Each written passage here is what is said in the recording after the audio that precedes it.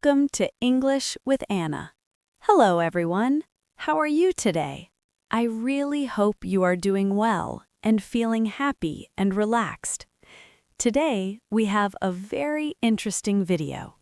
I am going to tell you a story about my daily routine, but not my usual routine. Today, I am going to tell you about my routine as a doctor. That is right, I am a doctor. I work at a hospital here in the United States, and every single day is busy, meaningful, and full of new experiences. In this video, you will follow my day, from the moment I wake up in the early morning all the way to the moment I come home at night.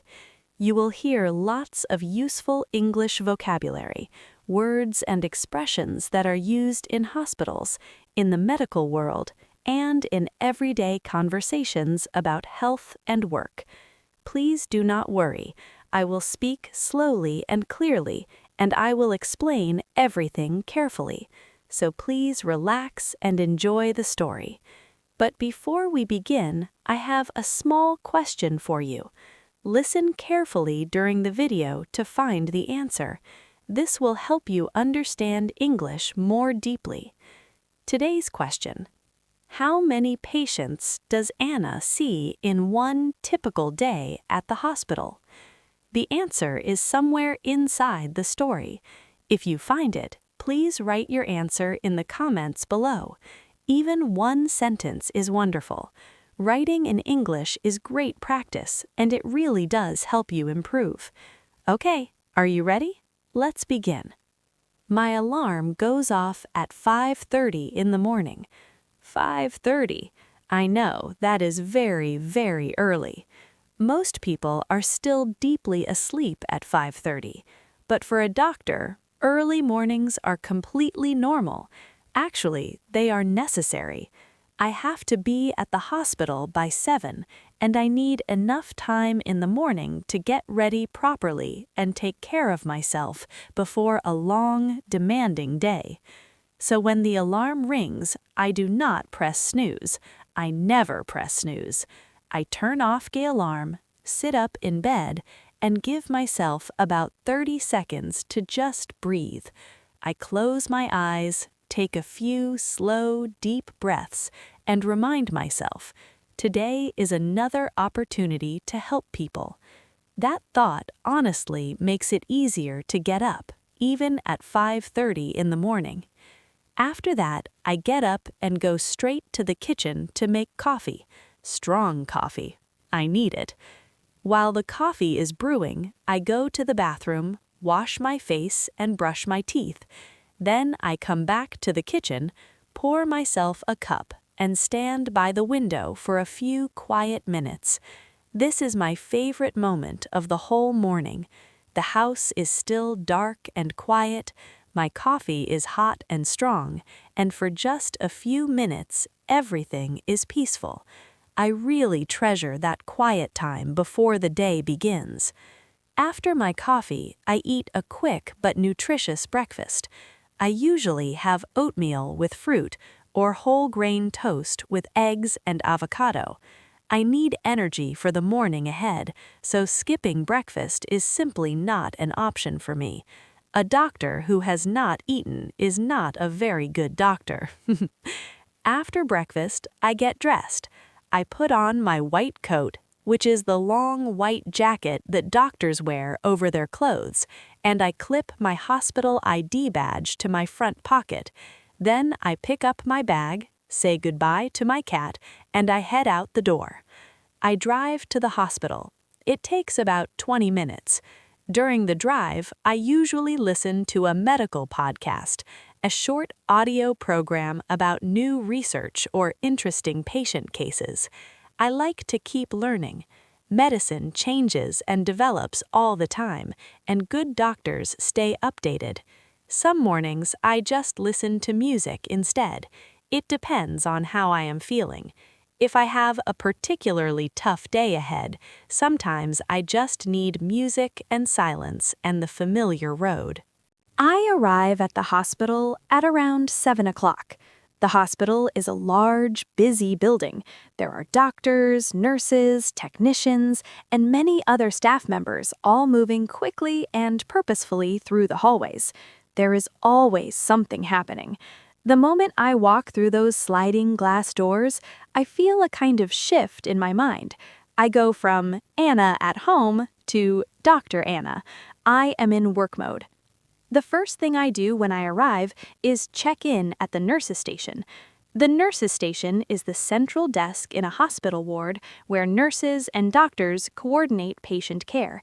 I say good morning to the nurses. This is very important to me. The nurses are the heart of the hospital. They know everything about every patient. They work incredibly hard, and I always make sure to greet them with warmth and respect. Then I do what is called morning rounds. Rounds, or making the rounds, means visiting each patient in your care one by one to check how they are doing. I usually have around 15 to 20 patients on any given day.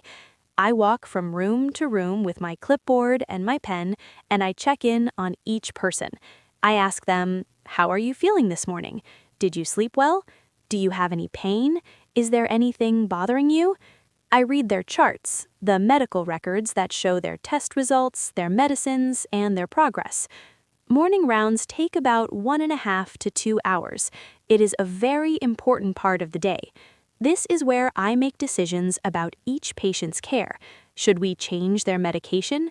Do we need to run more tests? Can this patient go home today?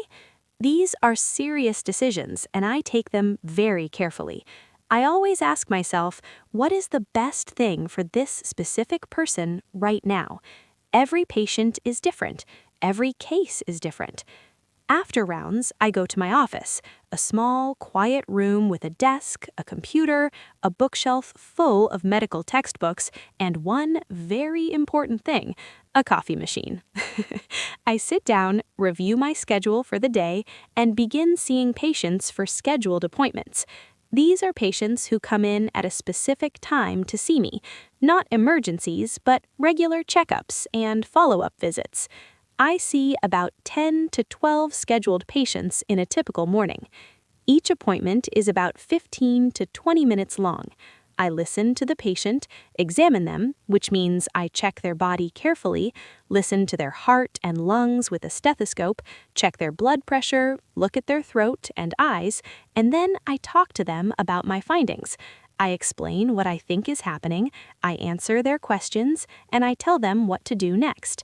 Communication is one of the most important parts of being a doctor.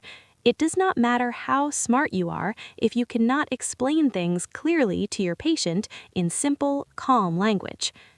By lunchtime, usually around noon or 12:30, I am ready for a break. But lunchtime for a doctor is not always a real break. Sometimes there's an emergency or a patient needs me urgently, and I eat lunch standing up at my desk with one hand while I type notes with the other. That is not ideal, but it is reality sometimes. When I do get a proper lunch break, I try to step away from the hospital floor completely. I go to the staff cafeteria, sit down with some colleagues, and eat a real meal. Those 30 or 40 minutes away from the ward are genuinely precious to me. Afternoons are often busier than mornings.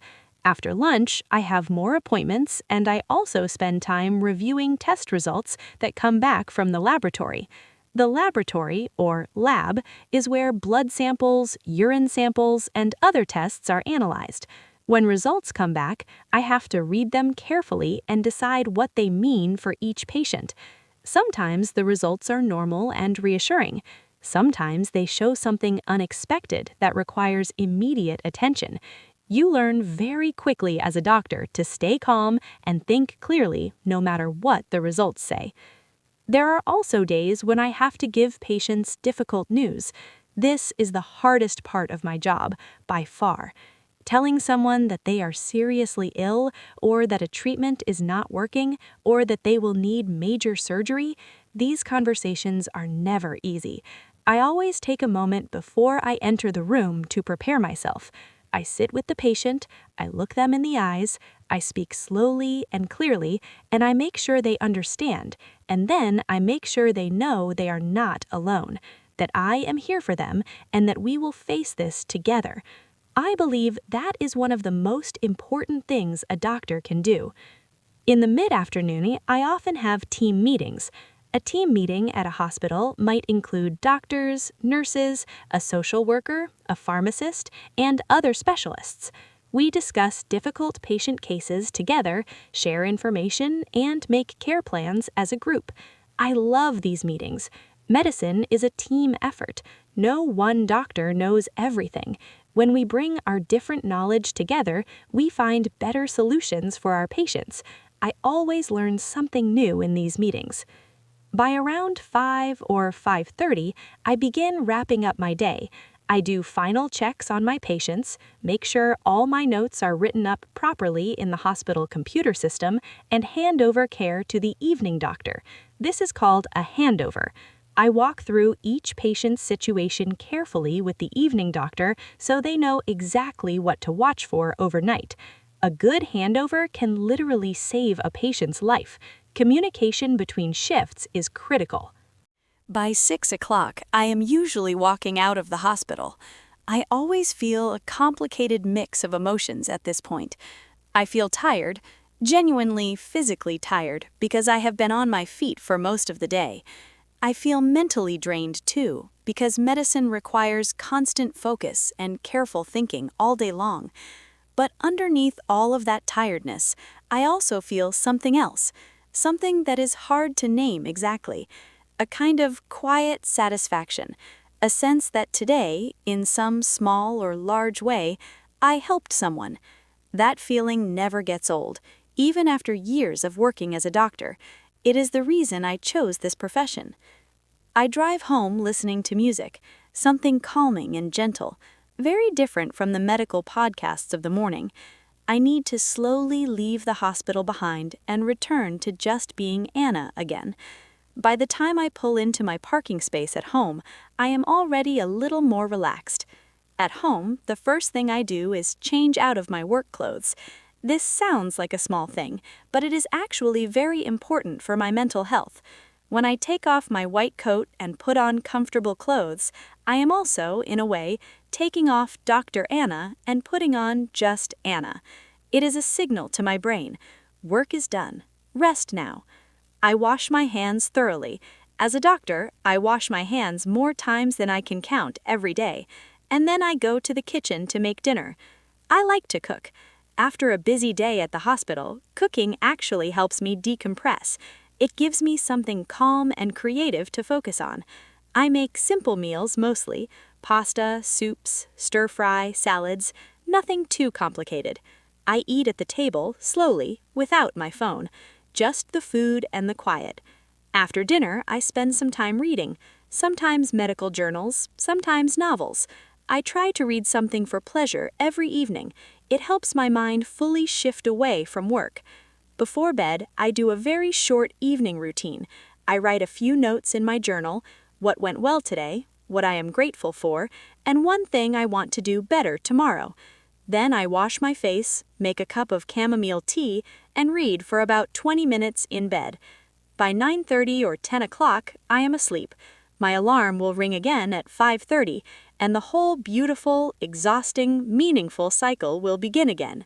Being a doctor is one of the hardest things I have ever done. It asks for so much: your time, your energy, your emotions, your full attention. There are days when I feel overwhelmed. There are days when I feel sad. But there are also days, many days, when a patient squeezes my hand and says, "Thank you." And I think, this is exactly where I am supposed to be, and nothing in the world could replace that feeling. Now it is your turn. I will say a sentence, and you repeat it out loud after me. Speak clearly. Speak slowly. Don't worry about being perfect. Just speak. Every time you try, you get better. Ready? Let's go. My alarm goes off at 5:30 in the morning. Repeat. My alarm goes off at 5:30 in the morning. I always eat a nutritious breakfast before I go to work. Repeat, I always eat a nutritious breakfast before I go to work. I put on my white coat and my hospital ID badge. Repeat, I put on my white coat and my hospital ID badge. I arrive at the hospital at 7 o'clock every morning. Repeat, I arrive at the hospital at 7 o'clock every morning. First, I say good morning to the nurses at the nurses' station. Repeat, first, I say good morning to the nurses at the nurses' station. I do morning rounds and visit each patient one by one. Repeat, I do morning rounds and visit each patient one by one. I examine the patient and listen to their heart with my stethoscope. Repeat, I examine the patient and listen to their heart with my stethoscope. After the examination, I explain my findings to the patient clearly. Repeat, after the examination, I explain my findings to the patient clearly. Afternoons are often busier than mornings at the hospital. Repeat, afternoons are often busier than mornings at the hospital. At the end of my shift, I do a careful handover to the evening doctor. Repeat, at the end of my shift, I do a careful handover to the evening doctor. When I get home, I change out of my work clothes to help me relax.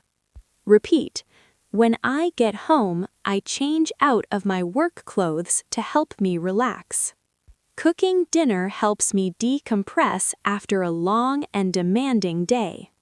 Repeat, cooking dinner helps me decompress after a long and demanding day.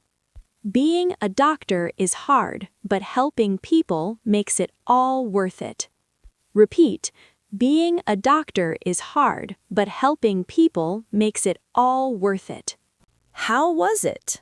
I really hope this video helped you improve your English and learn some new words about medicine, hospitals, and daily routines.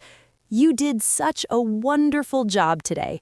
You listened carefully, you learned new vocabulary, and you practiced speaking out loud.